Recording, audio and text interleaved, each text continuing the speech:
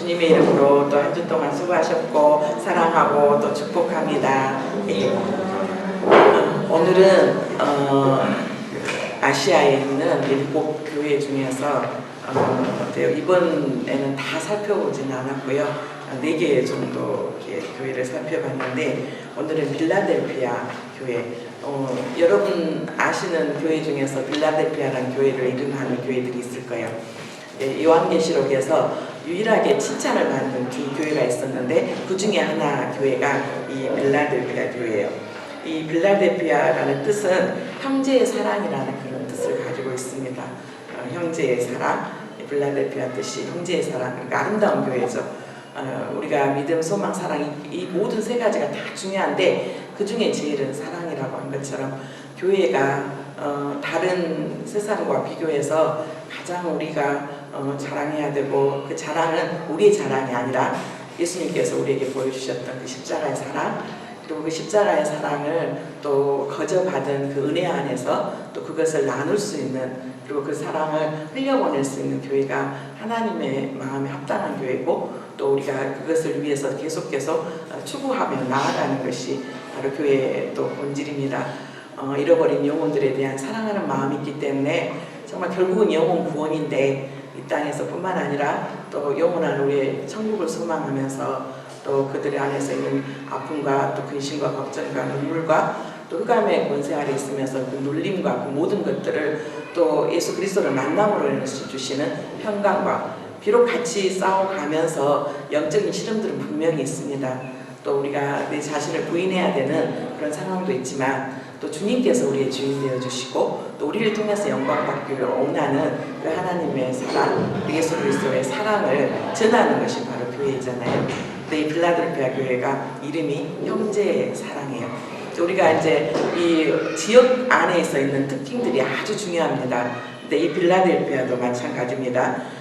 이 빌라델피아 도시의 특징들을 조금 함께 살펴봤으면 좋겠는데, 우리나라도 지금 몇 년 전부터 포항을 중심으로 인해서 조금 이렇게 그 지진 소식이 있게 됐고, 지진이 한 번씩 있게 되면은 사람들 안에 오는 어마어마한 공포들이 있잖아요. 특히 일본 같은 경우에는 잦은 지진으로 인해서 건물을 지을 때도 그렇고 많은 두려움과 사람들 안에 공포 안에서 지내게 되는데, 이 빌라델피아 이 지역이 특징 중에 하나가 뭐였냐면 AD 17년 AD 우리가 다 아시잖아요. 예수님께서 오시는 것을 기준으로 해서 기원 전, 기원 후로 이렇게 나눠지는데, 예수님 오시고 난 다음 17년, 즉 AD 17년 이 지방 전체에 걸쳐서 일어난 어마어마한 지진의 사건이 있었어요. 그러니까 이 지진으로 인해서 이 도시가 파괴되었다가 로마 황제 티베리우스에 의해서 재건되었습니다.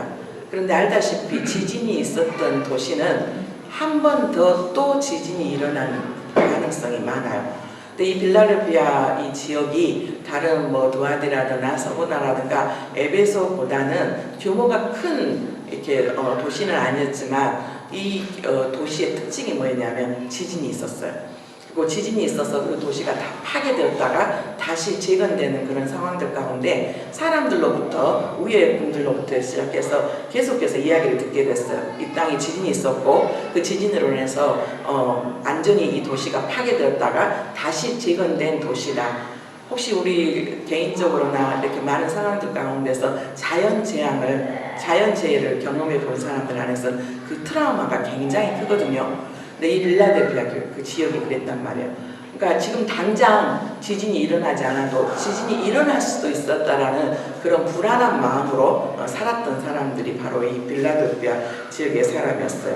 그리고 모든 지역이 다 그러지만 이 7교회 교회 특징들 안에서 굉장히 지리적으로 요충지가 있었는데 이 빌라델피아 이 지역도 그랬어요. 주변 여러 도시로 통하는 지리적 요충지, 그리고 로마의 모든 것들을 전하는 소식을 전하는 그런 그리고 사람의 왕래가 아주 잦은 아주 번창한 도시였는데, 또 다른 도시에 비해서 특징이 하나가 있었습니다. 이 도시는 포도주, 즉 포도를 생산하고 그 포도주를 이제 만들고 그것을 수출하는, 그래서 굉장히 이 도시 자체가 부유했어요. 그런데 우리가 포도주를 생산하고 또 포도주가 흔하고 포도주를 또 수출을 하고 그러면서 벌어지는 여러 가지 수입으로 인해서 도시 자체가 규모는 작지만 굉장히 부유했단 말이에요.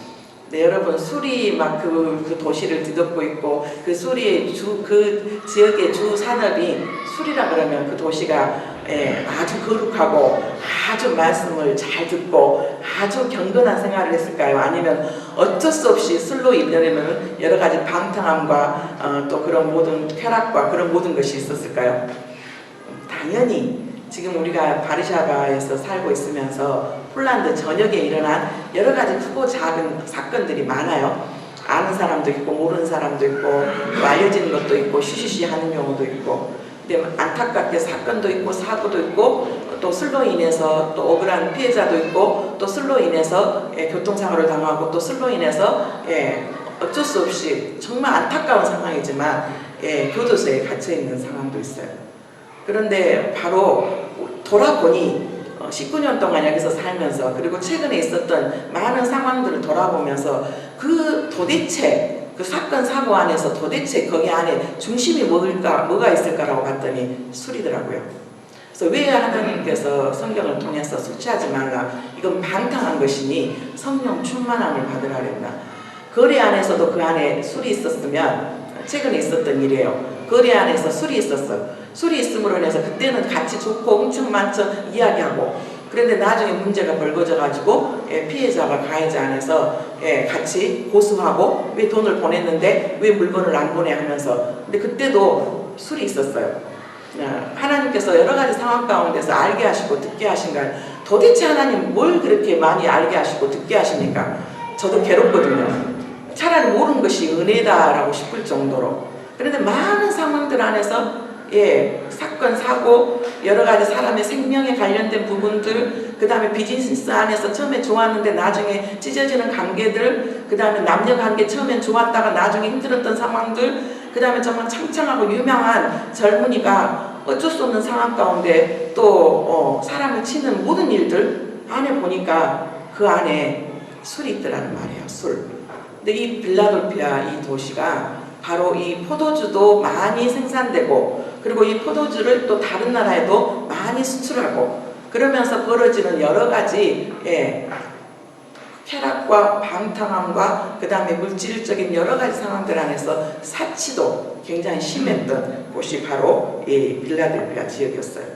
그런데 또 각 나라, 각 도시마다 그 도시를 지켜주는 신이 있었다고 했잖아요. 근데 여기도 마찬가지로 이 빌라델피아에 술의 신, 식물의 신이라고 하는 디오소스라는 주신으로 섬기는 도시였어요. 그러니까 우리에게 이런 풍성한 햇볕을 주시고 또 공기를 주시고 그래서 포도가 잘 자라게 하고 그 포도주를 잘 자라는 것만 아니라 아주 맛있게 숙성이 되어서 그것들을 수출을 하고 우리에게 이렇게 풍요를 가져오고 우리에게 물질적인 이런 풍성함을 줬던 것은 다른 게 아니라 바로 이 도시를 지켜주는 신이 있는데 바로 이 디오소스라는 그러니까 당연히 우상 숭배가 심했던 지역이기도 하죠. 그 다음에 우리가 이 도시들 안에서 지금 이 터키에 있는 도시들 안에 또 하나 특징인들이 있었는데 염색과 직물 지난주에 봤던 드와드라 교회도 이 염색과 직물이 굉장히 번창했던 도시였는데 이 빌라델피아 지역도 이 염색과 직물로도 유명을 했고 또 하나 안타까운 것은 바로 이 도시 안에서 또 여기도 자칭 유대인들이 많았어요. 그러니까 이 예루살렘에서 여러 가지 종교적인 그런 또 핍박이 있게 되고 그 다음에 이제 경제적인 것들 안에서 먹고 살려고 하다 보니까 이제 이민자들이 많아진 거죠. 이민자들이 많아지면서 이 유대인들이 이 빌라델피아로 지역으로 또 옮겨왔어요. 그런데 옮겨왔는데 이 유대인들이 있는 곳에 지금 계속 반복해서 이야기하는데 뭐가 발달한다고요? 상업이요. 상업, 비즈니스. 그런데 이 비즈니스를 하는 상황 가운데 유대인들이 자기들이 모든 상권을 갖다가 잡고 있는 거예요. 그래서 이 자기들 안에서 상업조합, 상인들의 조합, 이 상인들의 조합 안에서 자기들 안에 들어와서 같이 거기에 동조하고 그러면은 같이 일할 수 있는 그리고 자리라든가 모든 것들을 허락을 하지만은 만약에 그들과 함께하지 않으면은 철저히 폐지하고 철저하게 왕따를 시키는 이러한 상황이요. 그러니까 도시 전체가 결코 소망이 없는 상황이란 말이에요. 예, 지진으로 인해서 자연재해로 인해서 사람들 안에 두려움과 공포와 그 다음에 언제 또 지진이 일어나서 우리가 죽을지도 모른다라는 그런 안타까운 상황들, 그 다음에 또 포도주 재배를 통해서 또 많은 사람들 안에 술을 취하고 방탕하고 그랬던 여러 가지 상황들, 그러면서 또 자칭 유대인들하고 하는 그런 상황들 안에서 신앙생활을 하기가 너무 힘들고 너무 지쳤단 말이에요. 우리가 10사람이면 10사람, 50사람이면 50사람, 100명이면 100명, 그 사람들 안에서 이렇게 다 가고자 하는 방향이 한 48명, 90%, 95%가 이 방향으로 가는데, 그 방향을 거스려서 내가 정말 하나님의 자녀라는 것, 예수님을 믿는다라는 것들 안에서 이 세대를 본받지 않고 살아가는 데 있어서는 결코 쉽지가 않아요. 거기 함께 그 악기에 동조하지 않고 우상 숭배에 빠지지 않고 그 사치와 향락에 빠지지 않고, 그 다음에 그들의 비즈니스가 철저하게 하나님의 방법이 아니고 그들 안에서 정말 집단 이기주의와 정말 그들 안에서 오는 것들 안에서 나는 성경적인 방법으로 주님의 방법으로 정직하게 사업을 하고 그렇게 살겠다고 하는 것이 결코 쉽지 않아요. 결코. 이 세대가 그러는데요. 이 세대가 다 그러고 거기 안에서 뭐 술 한잔 하는 것은 어떻고 포도주 한잔 마시는 것은 어떻고, 그런데 유난히 예수를 믿는 것 때문에 네가 내려놔야 되고, 예, 제가 얼마 전에 몇 달 전에 저희 중보팀에 동성애를 찬성하는 기업들을 올려놓은 적이 있어요. 올려놨어요. 근데 그 대표되는 그 기업들이 다 우리가 잘 알고 있는 음료수 안에서도, 음료수 안에서도 최고의 브랜드를 가지고 있고, 그 다음에 우리가 뭐 생활용품을 산다거나 그러면 거기에 가는 부분도 그렇고, 뭐 책이라든가 그런 거 모든 것을 사는 모든 것들도 그렇고, 커피를 마시는 것도 그렇고, 보니까 다 유명한 브랜드고 우리가 자주 이용하는 그런 곳이에요. 그런데 목사님 너무 심하다. 어떻게 그렇게, 그럼 우리 갈 데 하나도 없네. 그런데 가만히 곰곰이 생각을 해보세요. 정말 갈 데가 없는지, 그 커피 브랜드가 그 집만 있는지. 내가 뭐 알기로는 커피 잘 마시지도 않지만 그 브랜드 말고도 있는, 내가 손꼽아는 브랜드가 5개도 넘어요. 5개도 넘어. 그 회사에 가서 이불 같은 거 안 사고 그릇 같은 거 안 사러도 다른 데서도 얼마든지 그릇 살 수 있어. 노트 공채 거기 안 가도 동네 주변에 있는 문방구도 많고 다 살 데가 많아. 그런데 우리 안에서 그 회사들의 브랜드가 우리 머리에 딱 각인이 찍혔단 말이에요. 그래서 그 음료수 안 마시면 큰일 날 것 같고, 거기 안 가면 큰일 날 것 같고, 그거 안 하면 안 될 것 같은. 그러면 도대체 어디 가냐라는 거예요. 도대체 그러면 어디 가냐고. 안 가면 되죠. 근데 왜 하나님께서 이렇게까지 목회자에게 이야기를 할까? 저희는 신학교 다니면서 철저하게 훈련받았어요. 이단들이 알다시피 이단들의 특징이 뭐냐면 돈이 되게 많아요. 근데 돈이 많으로 인해서 그들 안에 이 돈으로 인해서 사람들의 영혼들을 사요. 그런데 그 돈이 도대체 어디서 났을까요? 우리가 다 사고 팔아주고 하는 것들 안에서. 그래서 이걸 이단 동조죄라고 말해요. 그런데 이게 성경에 도대체 그 말이 성경에 있습니까 없습니까? 라고 말하는데, 여러분 성경의 역대하에 보면 하나님께서 유다와 여호사밧에게 했던 경고가 있었는데, 그 경고가 하나님이 기뻐하지 않은 사람들과 동조하지 말라는 거예요. 하나님의 기쁨이 되지 않는 사람들과 결코 함께 동조하지 말라고. 그런데 우리 안에서 정말 이 빌라델피아 교회가 전체적인 지역이 술로, 우상숭배로, 그 다음에 여러가지 방탕으로, 사치로 그랬던 도시 안에서 정말 내가 하나님의 자녀라는 것, 내가 하나님의 정말 예수 그리스도를 믿는 구별된 하나님의 자녀로서 살아간다는 것이 쉬울까요? 절대 쉽지 않아요. 절대 쉽지 않아요. 그래서 오히려 세상은 우리를 조롱하고 멸시하고 우리를 무시해요. 유난히 예수를 믿는다. 우리 동창회 모임 한국에 없으니까, 여기 있으니까 조금 다행스럽기도 생각되지만, 동창회 가면 거기에서 다 수리가고, 그 다음에 비즈니스 한국 마인드 안에서 접대해야 되고, 뇌물 줘야 되고, 그런데 접대하고 뇌물 주는 사업자 보면은 끝까지 장구하는 거 못 봤어요. 저희들 안에서도 대표적인 상황이고요. 정말 우리 안에서 두 가지 중에 하나, 내가 어디에 속했냐, 내가 정말 흑암의 권세 아래서 속했냐, 아니면 내가 하나님의 사랑의 아들의 나라로 옮겨와서 예수 그리스도 안에서 뿌리를 내렸다고 한다면 정말 앞으로 받을 장차 영광을 위해서 예수 그리스도가 그랬던 것처럼 고난을 각오할 준비가 되어 있어야 돼요. 그런데 우리는 고난밖에 원하지 않아요. 다른 사람들이 보편적으로 하고 있는 그것들 안에서 하나님을 믿는다라는 거, 예수님을 하나님의 자녀로 또 믿고 고백한다는 것으로 인해서 내가 조금 다른 사람들과 다르게 사는 것들에 대해서 우리는 믿음의 용기가 없어요. 그런데 뭐라고 성경은 우리가 하나님을 시인하고 예수 그리스도를 시인하면 하나님도 우리를 시인한다 그랬고, 우리가 예수 그리스도를 부인하면 하나님도 도무지 내가 너를 알 수 없다라고 말하고요. 그런데 세상이 아무래도 제약이 간영한 것 같고, 아무래도 그렇게 사는 자들이 지금 구약시대처럼 광야에서 불순종하고 그럴 때 하나님께서 정말 불뱀을 보내고, 때로는 하나님께서 땅을 갈라져서 그들을 삼키고 그들이 불뱀으로 고통받고 그들의 연병으로 해서 죽어가는 것들이 지금 눈에는 없잖아요. 구약의 광야에서 하나님께서 했던 것보다는 지금은 하나님이 일하지 않은 게 아니라, 하나님 우리가 정말로 징계받기 전에, 하나님 우리가 하나님 앞에 심판받기 전에 또 우리에게 기회를 주시고 또 기회를 주시고 또 기회를 주셔서 돌이키고 또 돌이키라는 하나님의 마음이에요. 그런데 우리는 하나님 일 안 하신 것 같은데, 구약처럼 그렇게 하나님이 즉각 안 치셔. 그러니까 우리가 정말로 하나님은 성경 속에 나 있는 하나님이지, 지금 나의 삶 가운데는 그렇게 성경에 있었던 일들은 일어나지 않아. 그러면서 우리가 죄에 대해서는 너무너무 담대해진 것을 보게 돼요. 그리고 그 죄에 대해서 목회자인 저도 정말로 그것을 이야기하지 않아요. 왜? 죄에 대해서 지적하게 되면 반드시 우리 안에 찔림이 있고, 그 찔림 안에서 찔림이 있는 것도 감사. 근데 찔림 자체가 없어요. 또 이야기한다. 또 똑같은 말도 안 해.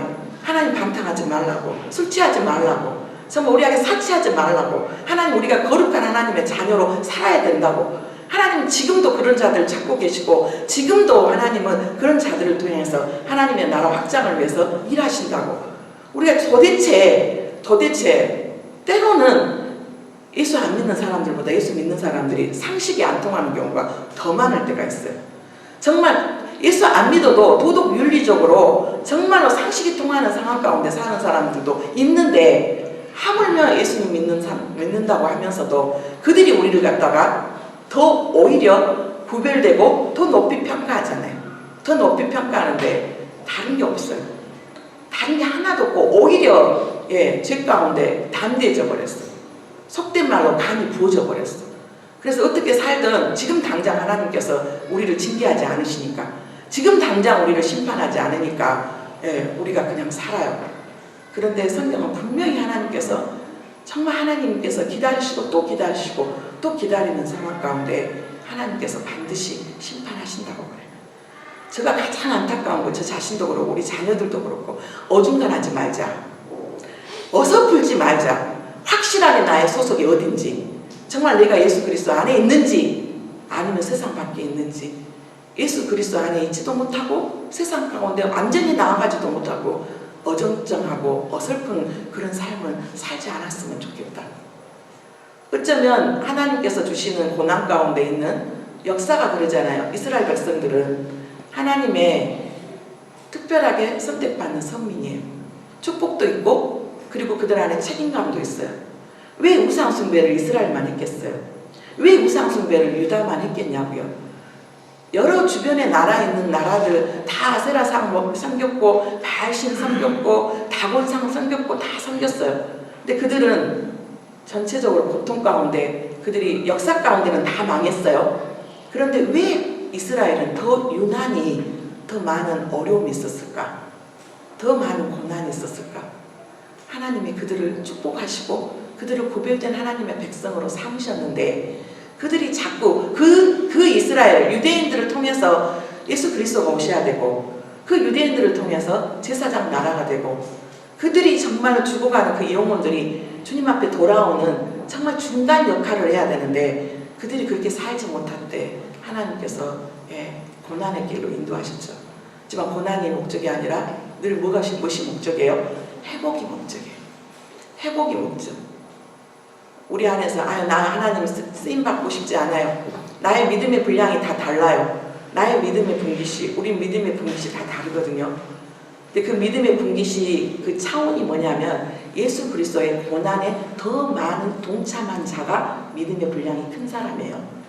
우리 안에서 고난 없고 돈 흥청망청 쌓아가지고 하고 싶은 대로 하는 것이, 그리고 큰 교회, 큰 기업에 다니고 큰 것들을 이루는 숫자적인 그것이 믿음의 분깃이 아니라 정말 진정한 예수 그리스도 안에서 그 믿음의 분깃, 믿음의 분량이 예수 그리스도의 남은 고난에 동참하는 것들이 더 많은 사람.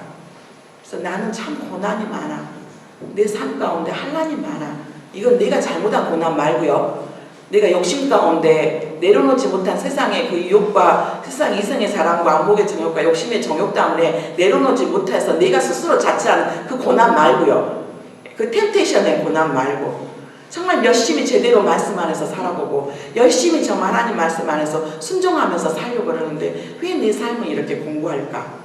왜 내 삶은 이렇게 어렵지? 라고 하는 사람들은 감사할 수 있었으면 좋겠어요. 그만큼 믿음의 분깃이 달라요. 그리고 하나님의 때 하나님의 방법대로 일하세요. 반드시 우리 때가 아니면 하나님이 그 자손의 또에도, 이게 하나님께서 이 땅 안에서 이게 하나님의 공의예요. 하나님의 공의는 정말 하나님 앞에 기쁨이 되고 선한 일로 인도하는 자에게 그 자자손손 천대까지 복을 주시는 것이 하나님의 공의예요.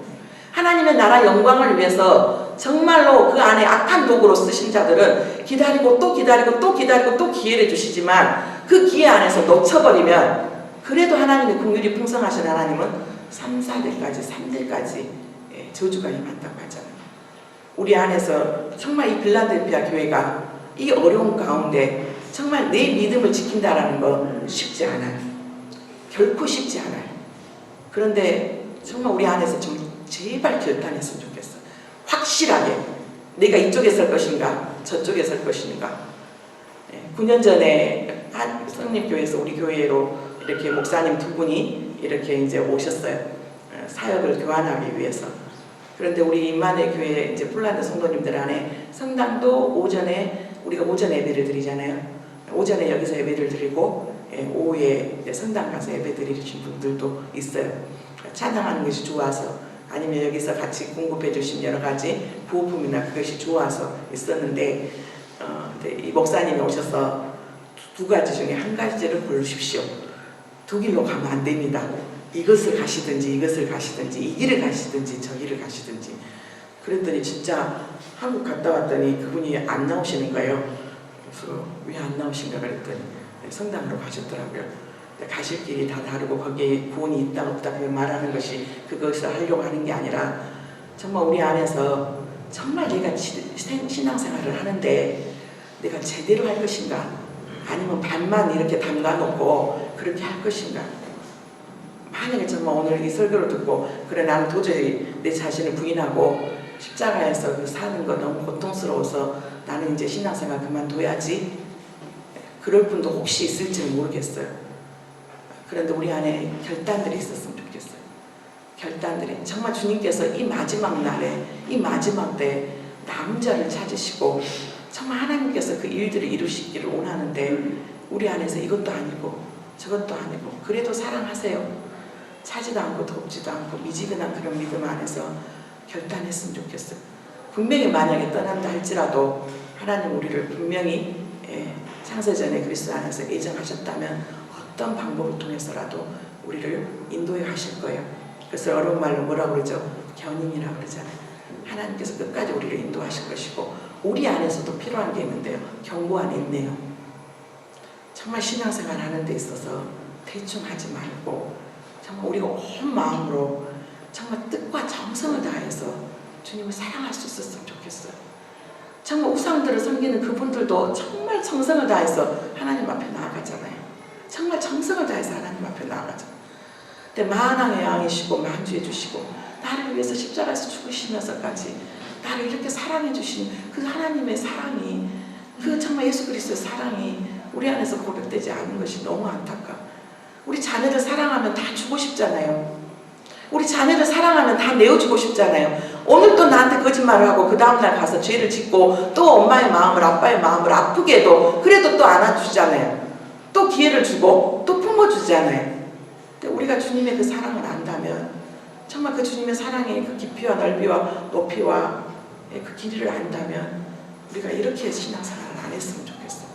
이 빌라델피아 교회가 이런 상황들 가운데 정말로 주님의 말씀을 지킨다는 거 쉽지 않았어요. 이 교회의 빌라델피아 교회의 특징이에요.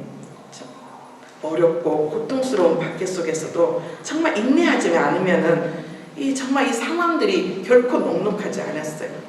그리고 그 빌라델피아 교회의 구성원들은 정말 이 빌라델피아에 있는 사람들 안에서 꼼떼나고 그 다음에 내세울 만한 그런 주위에 있는 사람들이 아니었어요.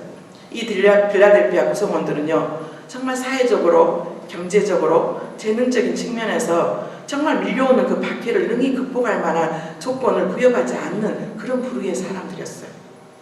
예, 나에게 있어서 권력이 있다면, 나에게 힘이 있다면, 나에게 있어서 돈이 있다면, 나에게 있어서 명예가 있다면 그걸로 버틸 수 있는 힘이라도, 하지만 여러분 그 명예가 얼마나 가던가요? 그 돈 얼마나 오래 가던가요? 그 권력 언제까지나 그 자리에 우리가 있을 거라고 생각해요? 아니잖아요.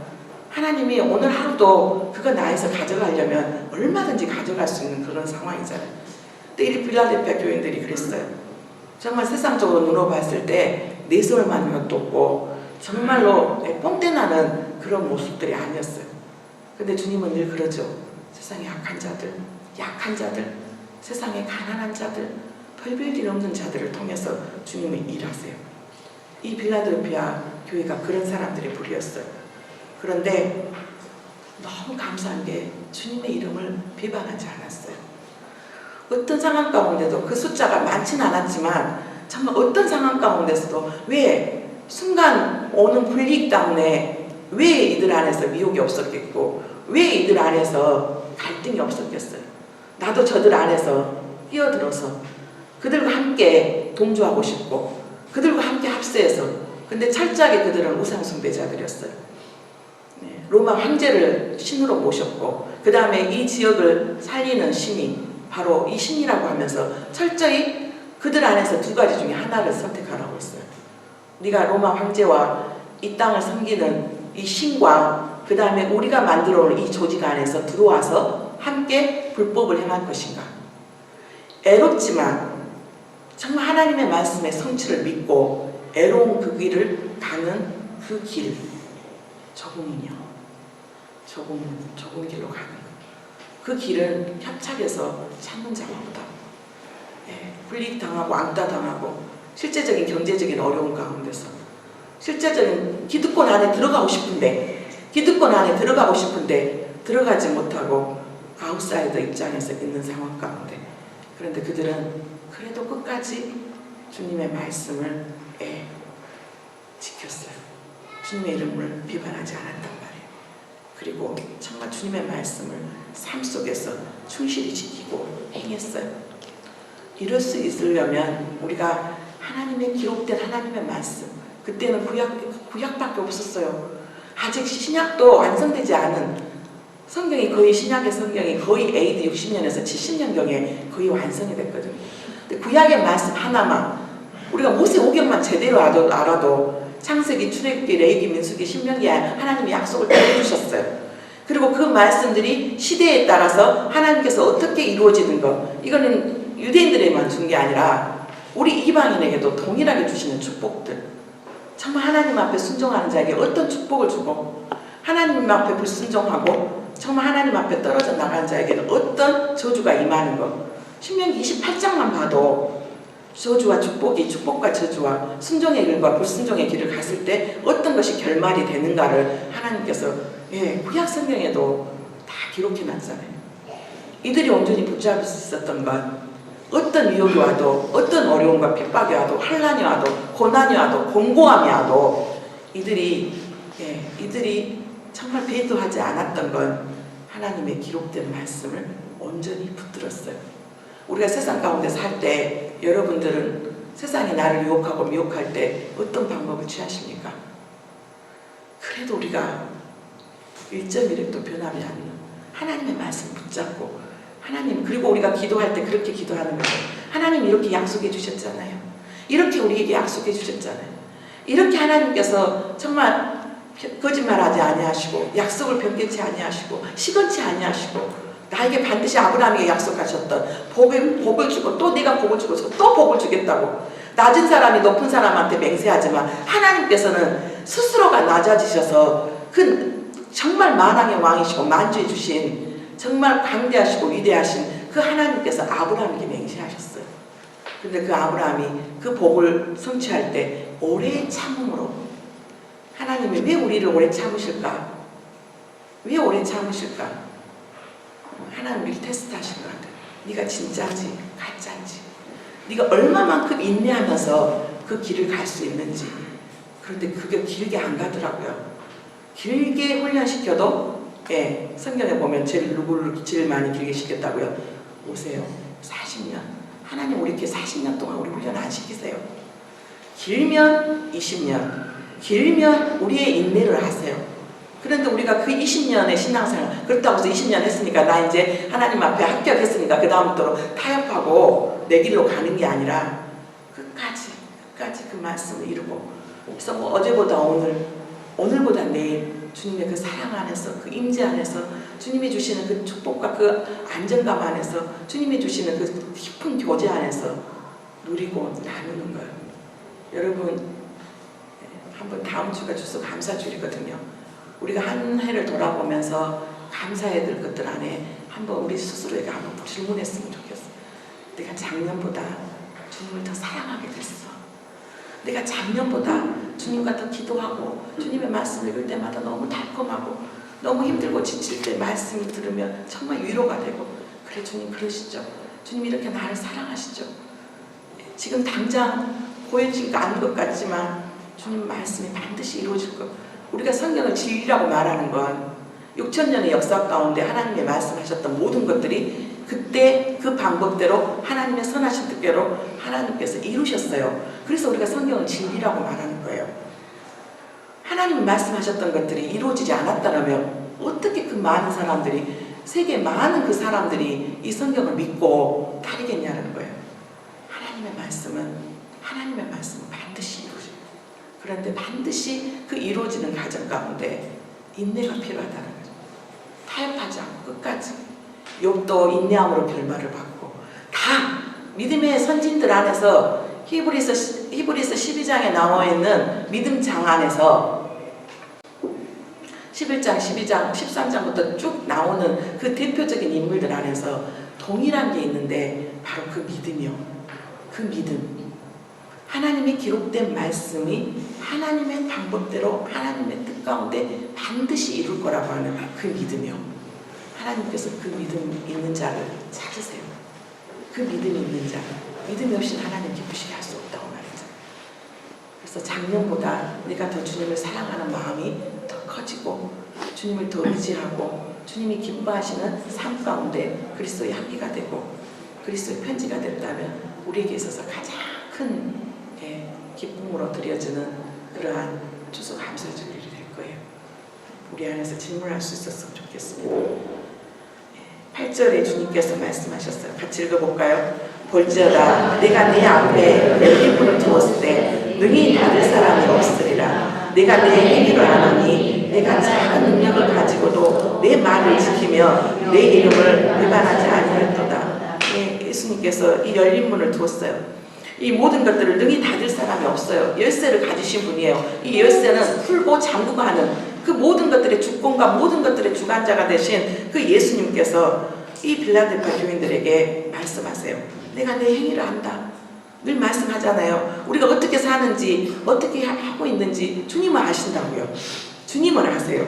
내 행위를 아노니 네가 정말 작은 능력, 세상의 눈으로 봤을 때 빌라델피아 그 지역의 모든 사람들보다 정말 내세울 것도 없고, 뭐 집안이 좋기를 하나, 인물이 뛰어나기를 하나, 돈이 많기를 하나, 권력 있긴 하나, 그럼에도 불구하고 그런 거 다 내려놓고도 정말 작은 능력을 가지고도 내 말을 지키며 내 이름을 배반하지 아니하였도다.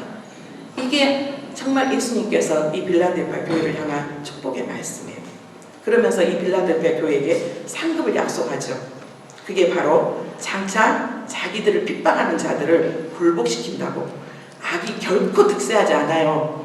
반드시 정말 교만한 자, 교만은 패망의 선물이라고 했어요. 영원할 것 같은 권력, 영원할 것 같은 부, 영원할 것 같은 명예, 그게 겸손으로 나아가지 않으면 반드시 장차 자기들을 핍박하는 자들을 하나님께서 굴복시켜 주신다고 말씀하셨어요.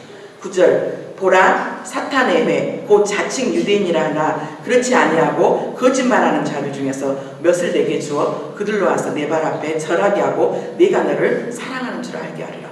역전된다는 말이에요. 자칭 유대인이라고 하고 눈만 뜨면 거짓말하고 눈만 뜨면 속이고 왕따시켰던 그들이 와서 이제는 네 발 앞에 절하게 되는 상황이 완전히 역전시키는 상황으로 바꿔주신다고요. 이게 하나님의 약속이에요. 그리고 마지막 심판의 고통을 면제받게 하신다고. 마지막 반드시 예수 그리스도가 오셔요. 우리가 늘 예배를 드릴 때마다 사도신경으로 신앙 고백을 하잖아요. 언제일지는 모르겠지만 주님이 반드시 오세요. 반드시 우리는 그 예수님 앞에서 믿지 않는 자든 믿는 자들은 우리 행위대로 심판을 받는다는 말이에요. 그 심판 받을 때 하나님께서 그 심판의 때 그 고통을 하나님께서 면제받게 해주신다고 약속하셨어요.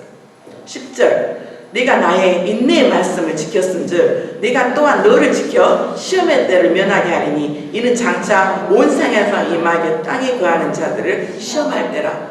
예, 반드시 세상은 마지막이 있고 천국과 지옥이 반드시 있어요. 성경만 이야기한 게 아니라 다른 어떤 종교들도 다 내세를 이야기를 해요. 그리고 하나님께서 세 번째 하나님 나라의 중요한 위치를 차지하겠다고 하나님께서 약속하세요. 이게 12절이에요.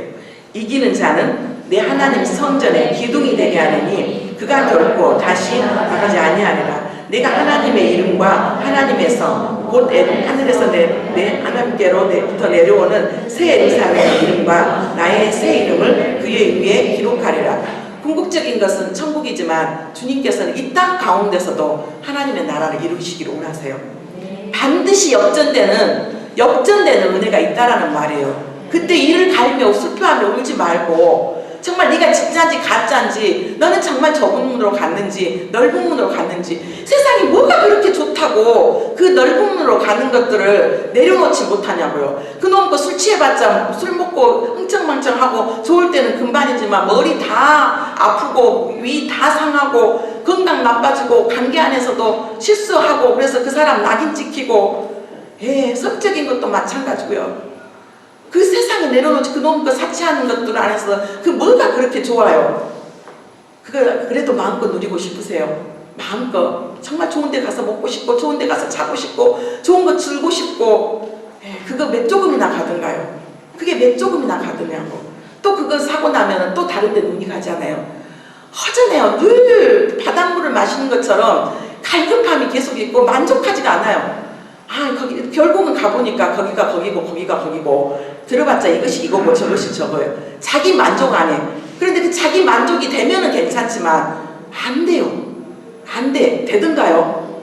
자기 만족이 돼요. 마음껏 누려보신 분들 한번 이야기해보세요. 되든가요? 술 실컷 먹고 그 비싼 양주 먹고 여자 있는데 갔다 왔는데 그 다음에 막 그래도 또 사단은 달콤한 유혹들이 있기 때문에 또 기억나게 해요. 또 가보고 싶어. 이탈하고 싶어. 거기 안에서 방탕한 가운데 남이 하지 못하는 거 몰래 하고 싶은 그런 유혹들이 있단 말이에요.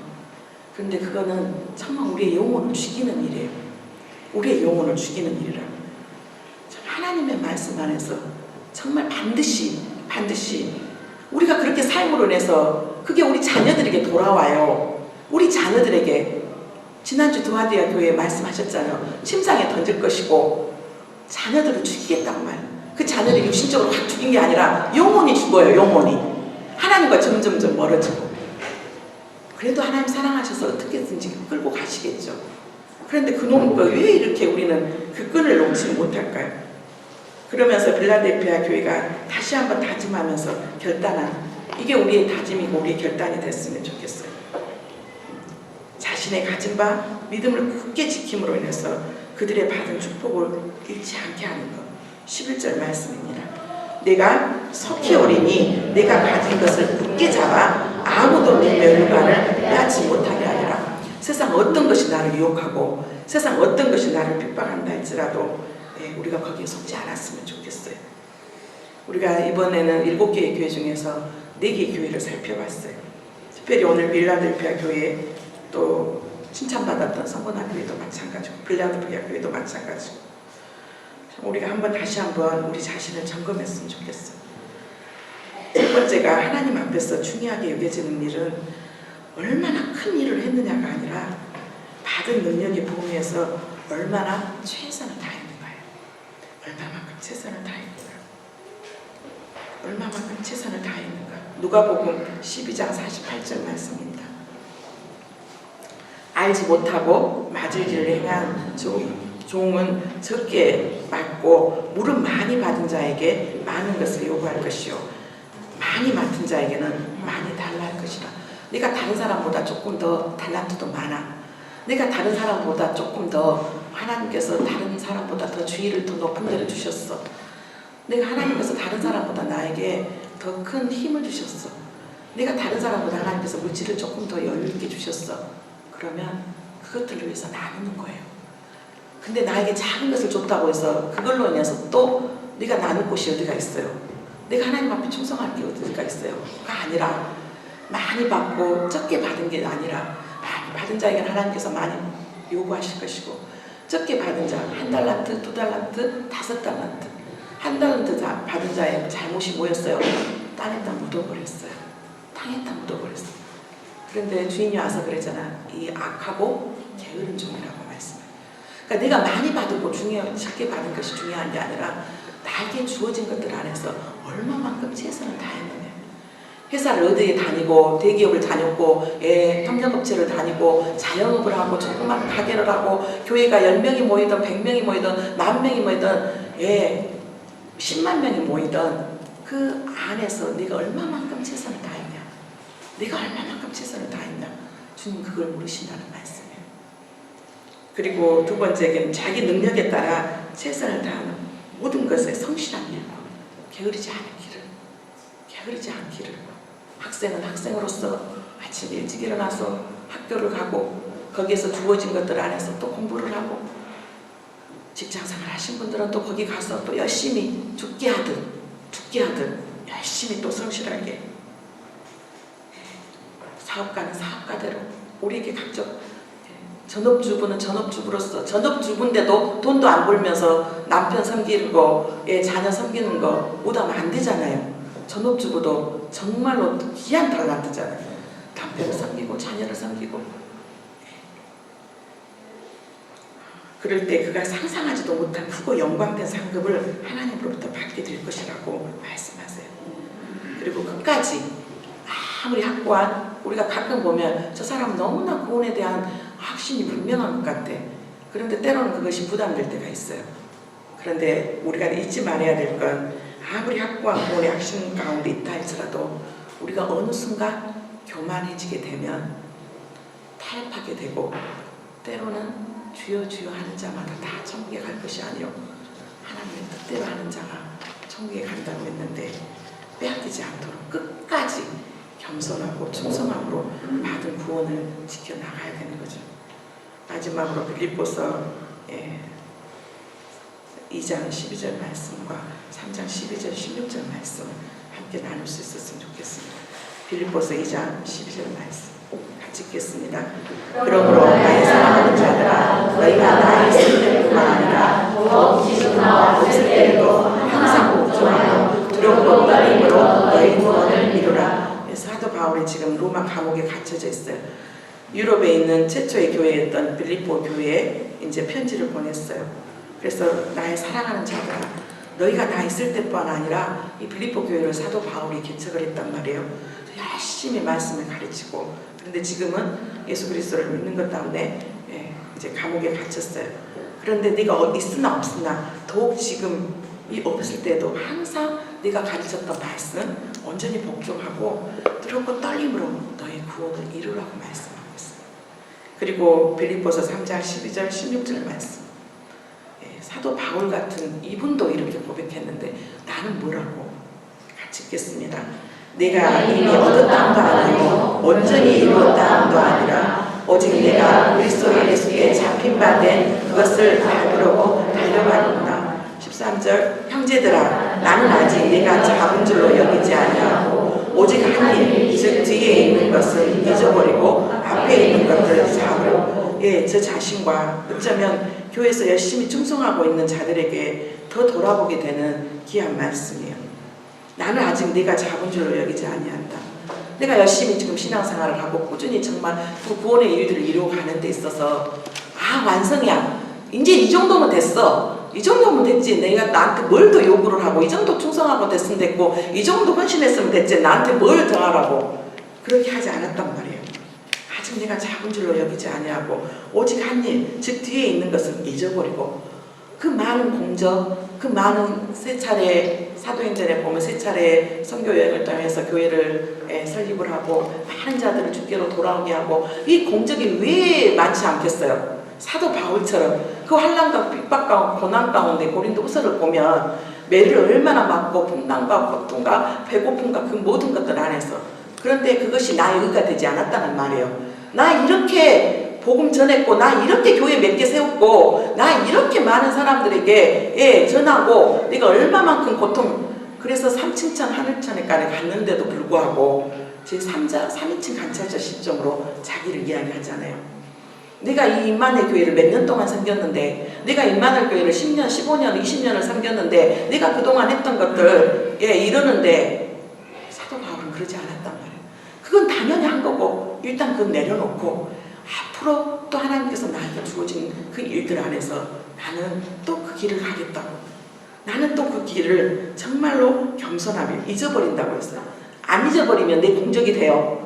내가 어떻게 생겼는데 내가 어떤 어려움 가운데 생겼는데 내가 어떤 상황 가운데서 이렇게 헌금을 하고 내가 어떤 상황 가운데서 달란트로 하나님 앞에 영광을 돌렸는데 나한테 또 하라고 이제 나 그만 나 못해 다른 사람도 있잖아.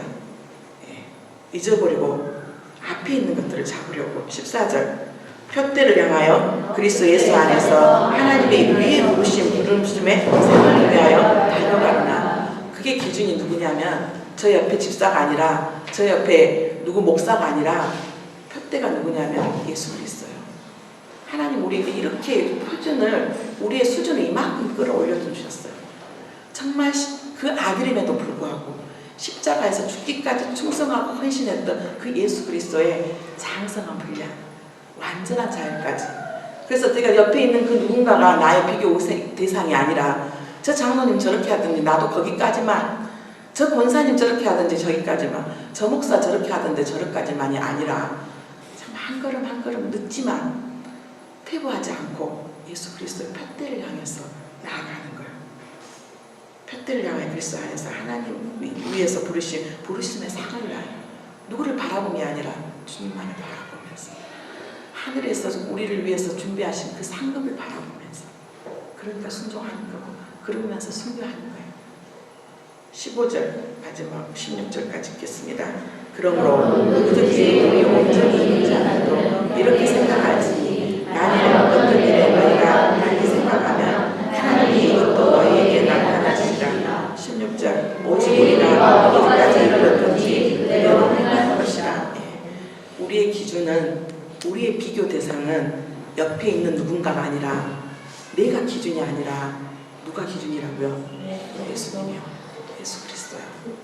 예수 그리스도. 그래서 예수 그리스도 함께 우리를 상속자로 삼으시고 우리가 앞으로 받을 그 장차 영광과 그 영광을 누리기 위해서 지금 오는 우리에게 고난도 그 고난도 감사함으로 받는 거죠. 누가 알아주도 몰라도 주님께서 하십니까? 그리고 하나님께서 약속하신 그 말씀이 반드시 이룰 것을 믿으니까 우리 임마누엘 교회 이제 빌라델피아 교회를 통해서 우리 신앙생활 안에 조금 더 한 걸음 더 전진할 수 있는 좀 더 진전할 수 있는 또 진력할 수 있는 힘써 지킬 수 있는 저희가 됐으면 좋겠습니다. 누구를 위해서가 아니라 하나님이 우리를 위해서 준비하신 그 상급과 우리 자녀에게 돌려주신 하나님의 그 은혜를 생각하면서 하나님 반드시 행위대로 갚아주신다고 했거든요. 이게 기복신앙이 아니에요. 이건 하나님의 약속을 믿는 우리의 믿음이에요. 정말 이 빌라델피아 교회 안에 있었던 한 상황 가운데 힘든 부분 가운데서 타협하지 않고 작은 거에 충성하면서 끝까지 최선하고 교만하지 않고 겸손했던 그들의 모습이 저와 우리 모두의 모습이 되기를 주님의 이름으로 축복합니다.